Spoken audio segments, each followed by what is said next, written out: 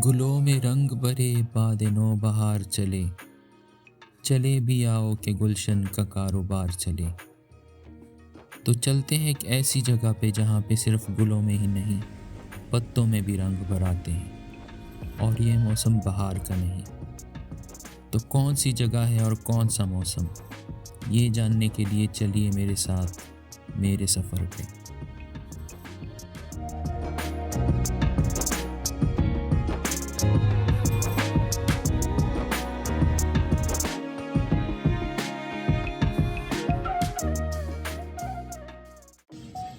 अच्छा, तो न्यूयॉर्क का नाम सुन के आप लोगों के जहन में क्या आता है? ऊंची बिल्डिंग्स, गाड़ियाँ, ट्रैफिक। आज मैं आपको न्यूयॉर्क का एक दूसरा रुख दिखाऊंगा जो आप लोगों ने पहले कभी नहीं देखा हो। अगर मैं आपसे पूछूं कि सबसे खूबसूरत मौसम कौन सा होता है, तो आप में से ज़्यादातर यही कहेंगे कि बहार का मौसम। लेकिन हम जहाँ पे जा रहे हैं वहाँ पे सबसे खूबसूरत मौसम होता है ख़िज़ां का मौसम। ख़िज़ां के मौसम में दरख्तों के रंग बदल जाते हैं और वो रंग बरंगे हो जाते हैं और इतना खूबसूरत मंज़र पेश करते हैं कि आपने ज़िंदगी में इससे पहले कभी इतनी खूबसूरती नहीं देखी होगी। तो इन्हीं रंगों का पीछा करने के लिए हम निकले हैं अमेरिका के शहर फिलाडेल्फिया से और हमारी मंजिल होगी वर्मोंट तक। जैसे जैसे हम अपने सफ़र में आगे बढ़ते जाएंगे, दरख्तों के रंग गहरे होते जाएंगे।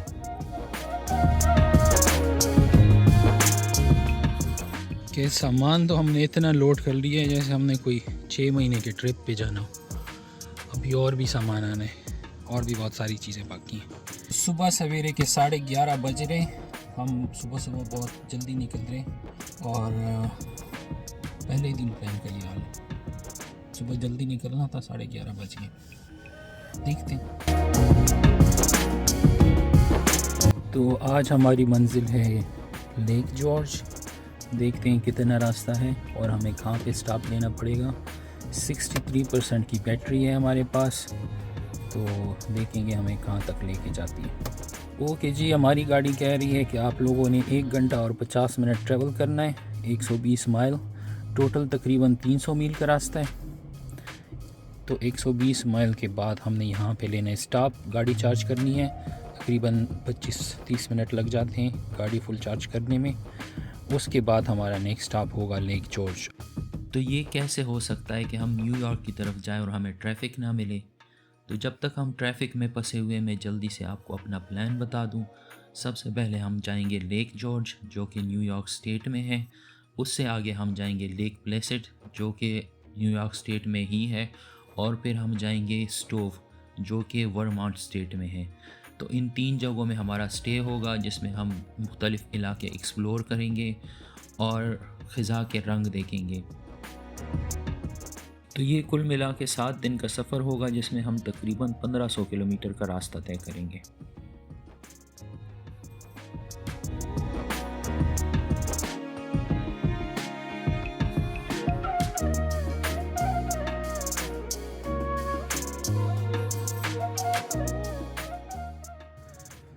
ओके, तो 3:30 बजे और हम पैरामस न्यू जर्सी पहुँच चुके हैं।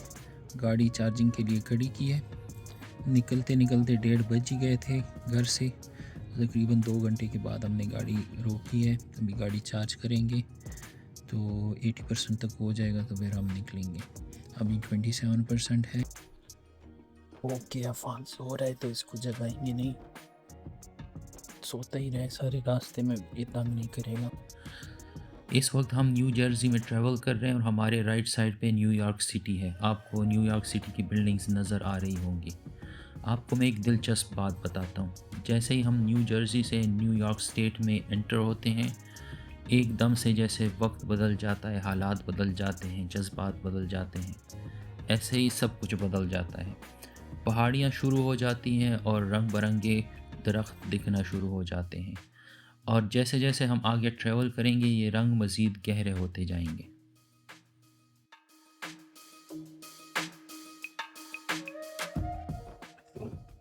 ओके, तो इस वक्त हमने स्टॉप लिया है एल्बनी के वेलकम सेंटर में। ये बेसिकली एक स्टॉप ही है हाईवे के पास जहाँ पे लोग रुकते हैं, खाने पीने का थोड़ा बहुत सिस्टम है, चाय कॉफ़ी पीते हैं लोग और आगे निकल जाते हैं। एल्बनी जो है वो न्यूयॉर्क स्टेट का कैपिटल है और पहले मुझे नहीं था पता, अब पता चला है कि एल्बनी न्यूयॉर्क स्टेट का कैपिटल है। पहले मुझे लगता था कि न्यूयॉर्क सिटी जो है वो कैपिटल है, लेकिन यहाँ के पता चला कि न्यूयॉर्क स्टेट का कैपिटल जो है वो एल्बनी है। तो थोड़ी देर यहाँ पे रुकेंगे, कोई चाय पानी करेंगे और बस फिर आगे निकल जाएंगे। तकरीबन 1.25 घंटे का रास्ता बाकी है, तो 1.25 घंटे बाद हम पहुँचेंगे वहाँ पे, तो शाम हो चुकी होगी। फिर इंशाल्लाह अगले दिन वीडियो भी बनाएंगे और शेयर भी करेंगे। मिलते हैं जॉर्ज लेक में।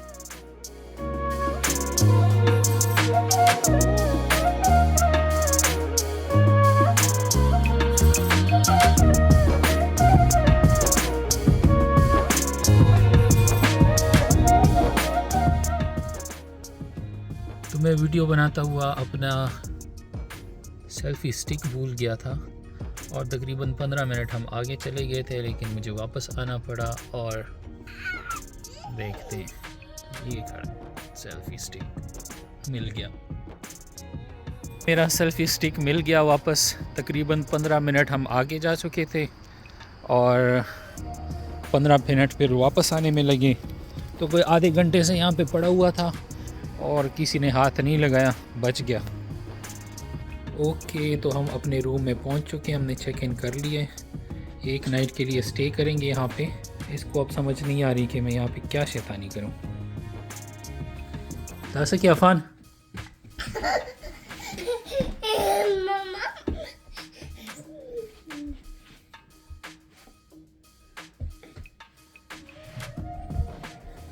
तो हम आए हैं जायरो हट, बहुत ज़ोर की भूख लगी है। इन लोगों का रेस्टोरेंट वैसे तो क्लोज़ हो गया था, लेकिन इस भाई साहब की मेहरबानी, उन्होंने कहा कि आ जाएं यार, क्योंकि देर हो गई है और मोस्टली यहाँ पे रेस्टोरेंट्स क्लोज़ हैं। ये इनका मेन्यू लगा हुआ है। तो हमने ऑर्डर किया है लैम जायरो और लेमो राइस, कोई 2-3 चीज़ें ऑर्डर की हैं। मोहम्मद इदरीस भाई का बहुत शुक्रिया। रेस्टोरेंट बंद हो गया था, इन्होंने कहा कि यार आ जाओ आप, हम बना के देते हैं कुछ, तो बहुत शुक्रिया। सियालकोट से मोहम्मद इदरीस फ्रॉम सियालकोट। भूख लगी है ज़ोरों की, बस वेट करके देखते हैं।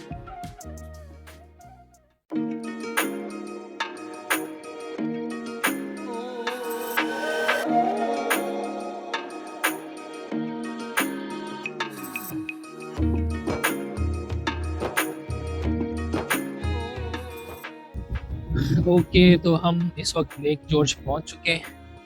सुबह सवेरे का टाइम है, 11:30 बजे।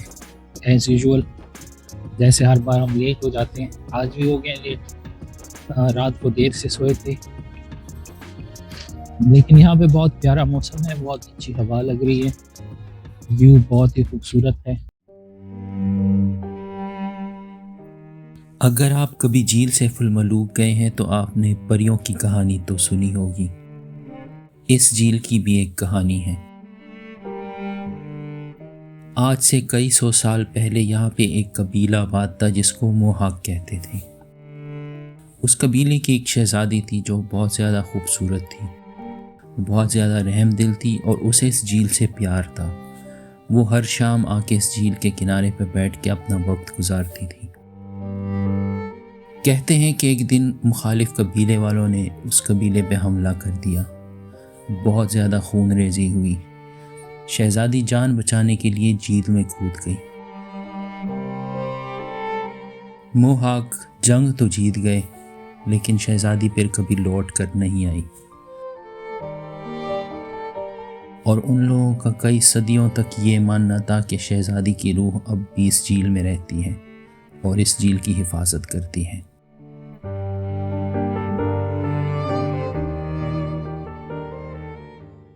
तो ये जगह सिर्फ खूबसूरत ही नहीं, इसकी एक तारीखी अहमियत भी है और जंग के दौरान ये एक बहुत ही स्ट्रेटेजिक जगह थी।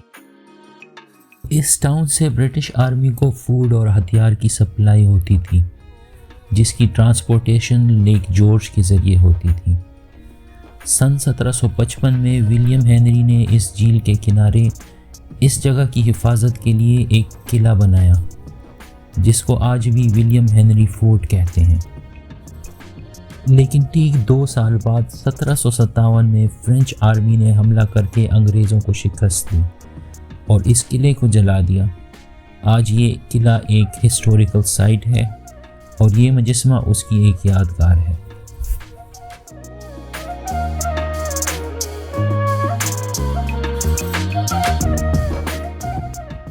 हाँ जी, तो इस वक्त हम खड़े हैं तंदूरी ग्रिल के सामने।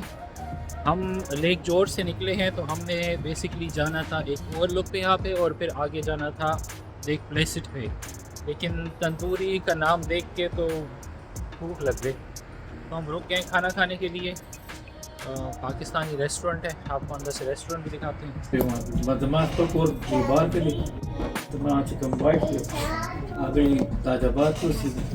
আমি ব্রাদার চেক মোর রোনা দিয়ে আগালতা এতবাদ किसी बस दावती पाकिस्तान के नाश पाकिस्तान और गुरु इमरान खान बस मुर्शिद है बस। खाना हमने ऑर्डर कर दिया है।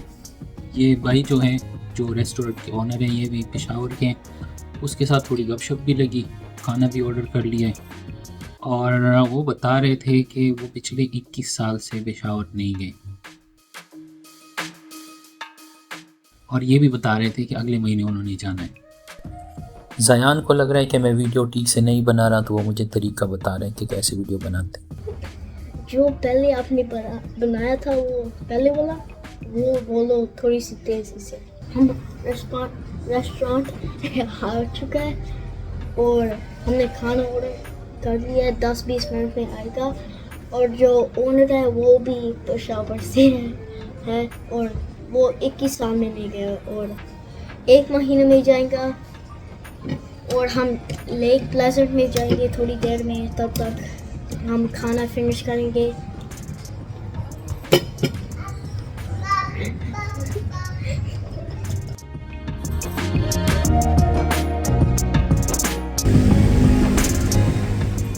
तो खाना शाना खा के हम निकल आए हैं और अब हम जाएंगे एक पहाड़ पे। पहाड़ ज़्यादा ऊंचा तो नहीं है, लेकिन उससे लेक जॉर्ज का और टाउन का बहुत ही खूबसूरत व्यू नज़र आता है। हम ऑलरेडी लेट हो चुके हैं, 5 बजे बंद हो जाता है, 4:30 बज रहे हैं, तो जल्दी से ऊपर जाके नज़ारा देख के आ जाते हैं।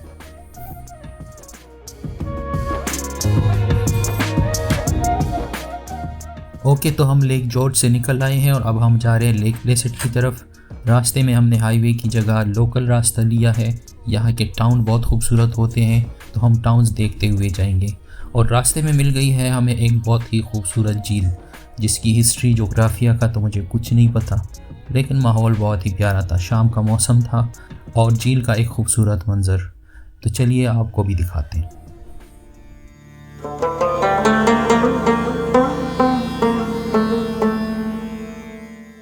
उन झील सी गहरी आंखों में एक शाम कहीं या बात तो हो। उस झील किनारे पल दो पल एक ख्वाब का नीला फूल खिले। वो फूल बहा दे लहरों में एक रोज कभी हम शाम डले। उस फूल के बहते रंगों में जिस वक्त लरसता चांद चले, उस वक्त कहीं उन आँखों में उस बिसरे पल की याद तो हो। उन झील सी गहरी आँखों में एक शाम कहीं आबाद तो हो।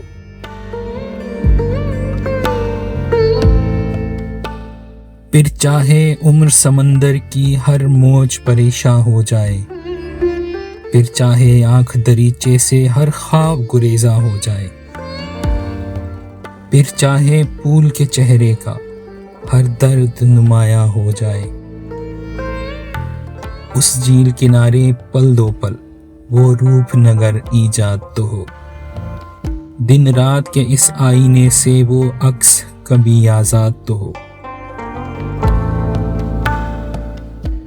उन झील सी गहरी आंखों में एक शाम कहीं आबाद तो हो। तो आज की हमारी वीडियो यहीं पे ख़त्म होती है, लेकिन हमारा सफ़र अभी जारी है। लाइक और सब्सक्राइब करना मत भूलें, और आप लोगों को ये वीडियो कैसी लगी कमेंट में ज़रूर बताइएगा। तो मिलते हैं इस सफ़र की अगली वीडियो में, तब तक के लिए अल्लाह हाफिज़।